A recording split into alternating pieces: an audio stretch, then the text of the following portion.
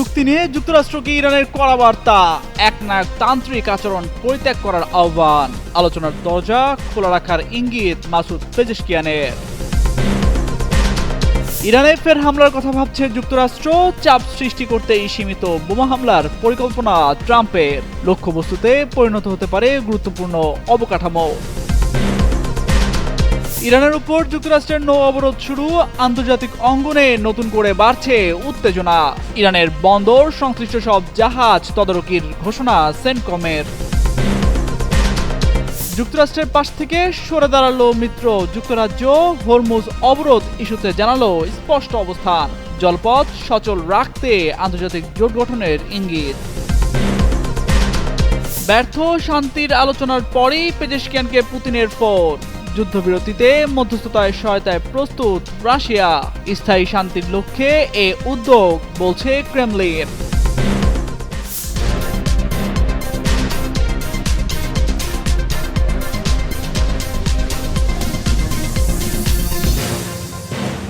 Iran ও যুক্তরাষ্ট্রের মধ্যে চলমান উত্তেজনা নিরসনে ইসলামাবাদে অনুষ্ঠিত সাম্প্রতিক বৈঠকে কোনো দৃশ্যমান অগ্রগতি হয়নি। আলোচনায় উভয় পক্ষ অংশ নিলেও সংকটের স্থায়ী সমাধান নিয়ে স্পষ্ট কোনো সিদ্ধান্ত আসেনি। ফলে মধ্যপ্রাচ্যে পরিস্থিতি আগের মতোই অনিশ্চিত রয়ে গেছে। এই অচলাবস্থার মধ্যেই ইরানের প্রেসিডেন্ট মাসুদ পেজেশকিয়ান যুক্তরাষ্ট্রের প্রতি কড়া বার্তা দিয়েছেন। তিনি ওয়াশিংটনকে একনায়কতান্ত্রিক আচরণ পরিত্যাগ করার আহ্বান জানিয়েছেন। একই সঙ্গে তিনি ইঙ্গিত দেন, যুক্তরাষ্ট্র যদি ইরানের জনগণের অধিকারকে সম্মান করে তাহলে দুই দেশের মধ্যে একটি সমঝোতার পথ তৈরি হতে পারে। রোববার সামাজিক যোগাযোগ মাধ্যম এক্সে দেওয়া এক সংক্ষিপ্ত বার্তায় পেজেশকিয়ান বলেন, যুক্তরাষ্ট্রের নীতি পরিবর্তন হলে আলোচনার মাধ্যমে সমাধান সম্ভব। তিনি আরও জানান, চলমান আলোচনার অংশ নেওয়া ইরানি প্রতিনিধি দল প্রচেষ্টাকে তিনি ইতিবাচকভাবে দেখছেন। বিশেষ করে তিনি ইরানের পার্লামেন্ট স্পিকার মোহাম্মদ বাঘের গালিবাফের নেতৃত্বাধীন আলোচক দলের প্রশংসা করেন এবং তাদের সফলতা কামনা করেন। একদিকে কঠোর অবস্থান, অন্যদিকে আলোচনার ইঙ্গিত। এই দ্বৈত বার্তা যেন ইরানের কৌশলগত অবস্থানকে তুলে ধরছে বলে মনে করছেন বিশ্লেষকরা। তবে ভবিষ্যতে আলোচনার সম্ভাবনা থাকলেও বর্তমান সংকট দ্রুত সমাধানের কোনো লক্ষণ দেখা যাচ্ছে না। ইরান ইস্যুতে আবারও মাথাচাড়া দিচ্ছে যুক্তরাষ্ট্র, পরিস্থিতি মোড় নিতে চলেছে ভিন্ন খাতে। গত দুদিন ধরে চলা পাকিস্তানে অনুষ্ঠিত কূটনৈতিক প্রচেষ্টা ব্যর্থ হওয়ার পরপরই মার্কিন প্রেসিডেন্ট ডোনাল্ড ট্রাম্প ইরানের উপর সীমিত আকারে সামরিক হামলার পরিকল্পনা করছেন। এই সম্ভাব্য পদক্ষেপের সাথে হরমুজ প্রণালীতে কঠোর নৌ অবরোধের বিষয়টিও জোরালোভাবে আলোচিত হচ্ছে। সংশ্লিষ্ট কর্মকর্তাদের বরাত দিয়ে এই তথ্য জানিয়েছে মার্কিন গণমাধ্যম ওয়াল স্ট্রিট জার্নাল। প্রতিবেদনে বলা হয়, পাকিস্তানে অনুষ্ঠিত আলোচনা ভেস্তে যাওয়ার কয়েক ঘন্টার মধ্যেই ট্রাম্প তার উপদেষ্টাদের সঙ্গে বিভিন্ন বিকল্প নিয়ে আলোচনা করেন। এর মধ্যে সীমিত হামলা ছাড়াও পূর্ণমাত্রার বোমা হামলা পুনরায় শুরু করার বিষয়টিও ছিল, যদিও অঞ্চলকে আরও স্থিতিশীল করার ঝুঁকির কারণে সেটি তুলনামূলক কম সম্ভাবনাময় বলে মনে করা হচ্ছে। মার্কিন প্রশাসনের নীতি নির্ধারকদের মতে তেহরানের উপর সর্বোচ্চ চাপ সৃষ্টি করতে এই সামরিক ও কৌশলগত বিকল্প বেছে নেওয়া হচ্ছে। যদিও পূর্ণমাত্রার যুদ্ধের ঝুঁকি এড়াতে সীমিত হামলার কথা ভাবা হচ্ছে, তবে ট্রাম্পের সহযোগীরা স্পষ্ট করেছেন আলোচনার পথ এখনও পুরোপুরি বন্ধ হয়নি। ফক্স নিউজের এক সাক্ষাৎকারে ট্রাম্প জানিয়েছেন, তিনি সংঘাত চান না, তবে ইরানের বিদ্যুৎ কেন্দ্র ও পানি বিশুদ্ধকরণ প্ল্যান্টের মতো গুরুত্বপূর্ণ অবকাঠামোগুলো যে সহজ লক্ষ্যবস্তু সেই হুঁশিয়ারি দিতেও ভোলেননি তিনি। হোয়াইট হাউসের পক্ষ থেকে জানানো হয়েছে, হরমুজ প্রণালীতে নৌ অবরোধের নির্দেশ ইতোমধ্যে কার্যকর হয়েছে। ওয়াশিংটন কিছু কঠোর রেড লাইন বা শর্ত নির্ধারণ করেছে, যার মধ্যে রয়েছে ইউরেনিয়াম সমৃদ্ধকরণ পুরোপুরি বন্ধ করা, পারমাণবিক স্থাপনা ভেঙে ফেলা, বিশেষ করে হরমুজ প্রণালীকে সম্পূর্ণ টোলমুক্ত এবং উন্মুক্ত রাখার বিষয়টি মার্কিন শর্তের তালিকায় শীর্ষে রয়েছে।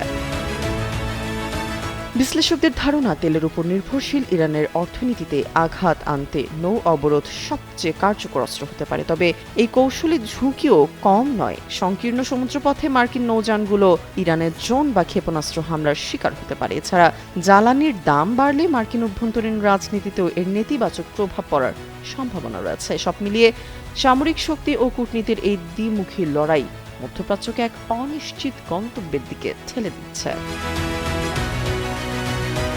তামান্না তাবাসসুম শ্রেয়া, যুগান্তর নিউজ। বৈশ্বিক জ্বালানি সরবরাহে অন্যতম গুরুত্বপূর্ণ রুট হরমুজ প্রণালী ঘিরে আবারও নতুন করে দাবার ছক তৈরি হচ্ছে। এই প্রণালী দিয়ে বিশ্বের একটি বড় অংশের তেল পরিবহন হয়। এমন পরিস্থিতিতে যুক্তরাষ্ট্রের নৌ অবরোধের ঘোষণা আন্তর্জাতিক অঙ্গনে উত্তেজনা বেড়ে যাওয়ার আশঙ্কা দেখা দিয়েছে।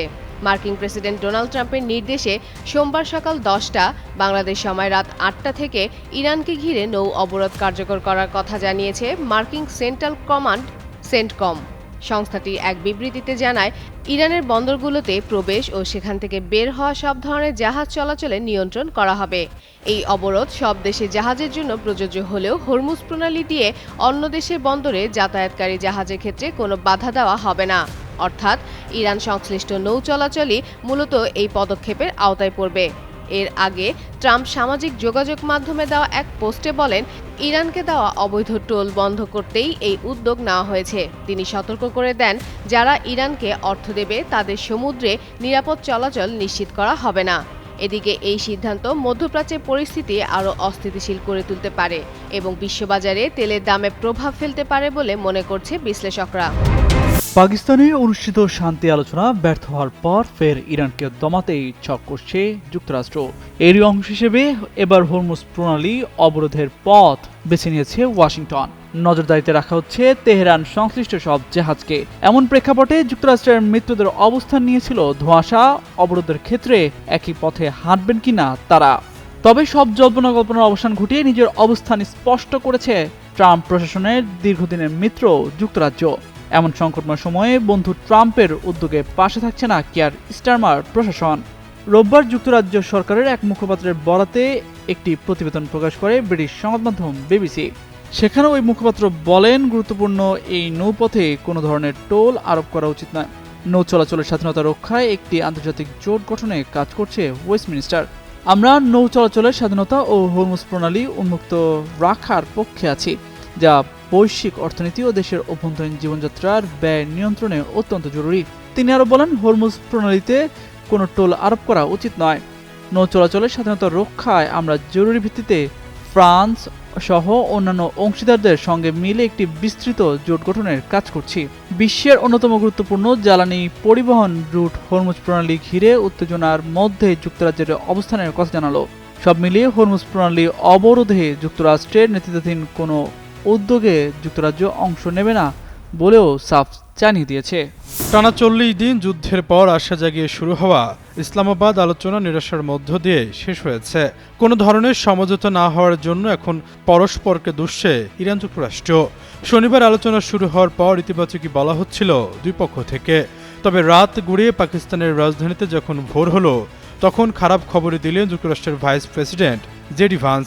ইসলামাবাদ ছাড়ার আগে সংবাদ সম্মেলনে তিনি জানান, 21 ঘন্টার আলোচনায় কোনো সমঝোতা হয়নি। ইসলামাবাদে যুদ্ধবিরতির আলোচনার পর শান্তি প্রচেষ্টায় মধ্যস্থতা করার ক্ষেত্রে সহায়তা করতে প্রস্তুত বলে ইরানের প্রেসিডেন্ট মাসুদ পেজেশকিয়ানকে জানিয়েছেন রুশ প্রেসিডেন্ট ভ্লাদিমির পুতিন। ক্রেমলিনের বরাত দিয়ে এক প্রতিবেদনে খবর দিয়েছে রয়া নিউজ। প্রতিবেদন অনুসারে রোববার এক ফোন কলের মাধ্যমে বার্তাটি দেয়া হয়, যখন বিশ্ব শক্তিগুলোর কূটনৈতিক তৎপরতা বৃদ্ধির পাশাপাশি আঞ্চলিক উত্তেজনা বেড়ে চলেছে। আনুষ্ঠানিক এক বিবৃতিতে ক্রেমলিন জানায়, পুতিন এই অঞ্চলে চলমান সংঘাতের রাজনৈতিক ও কূটনৈতিক সমাধানে সহায়তা করতে প্রস্তুত। বিবৃতিতে উত্তেজনা হ্রাস এবং সংশ্লিষ্ট পক্ষগুলোর মধ্যে আলোচনা এগিয়ে নেওয়ার প্রচেষ্টাকে মস্কোর ভূমিকাকে একটি সম্ভাব্য মধ্যস্থকারী হিসেবে তুলে ধরা হয়েছে। ক্রেমলিন আরও জানায়, মধ্যপ্রাচ্য ন্যায্য ও স্থায়ী শান্তি অর্জনের লক্ষ্যে বৃহত্তর উদ্যোগের প্রতি সমর্থন ব্যক্ত করেছেন ভ্লাদিমির পুতিন। এই উদ্যোগ এমন একটা সময় নেওয়া হয়েছে যখন একাধিক কূটনৈতিক পথ সক্রিয় রয়েছে এবং আন্তর্জাতিক পক্ষগুলো চলমান আঞ্চলিক সংঘাত থেকে সৃষ্ট প্রভাব নিয়ন্ত্রণে আনার চেষ্টা করছে। রয়া নিউজ বলছে, পেজেশকিয়ানকে পুতিনের এই ফোন কল মধ্যপ্রাচ্যের সংকটগুলোকে নিজেকে একটি প্রধান মধ্যস্থকারী হিসেবে প্রতিষ্ঠিত করার জন্য রাশিয়া অব্যাহত প্রচেষ্টাকেই তুলে ধরেছে, বিশেষ করে যখন প্রতিদ্বন্দ্বী বৈশ্বিক শক্তিগুলো সমান্তরাল আলোচনার প্রচেষ্টা তাদের সম্পৃক্ত বাড়াচ্ছে। এদিকে শান্তি আলোচনার ব্যর্থ হওয়ার পর যুক্তরাষ্ট্র এবং ইরানের প্রতিনিধি দল পাকিস্তান ছেড়েছে বলে জানা গিয়েছে। শান্তি আলোচনায় দুই পক্ষ কোনো চুক্তিতে পৌঁছাতে ব্যর্থ হওয়ার পর মার্কিন ভাইস প্রেসিডেন্ট জেডি ভান্স সহ মার্কিন প্রতিনিধি দল ইসলামাবাদ ত্যাগ করার কয়েক ঘন্টা পর ইরানি প্রতিনিধি দলের ইসলামাবাদ ছাড়ার খবর পাওয়া যায়। আশরাফুল ইসলাম, যুগান্ত নিউজ।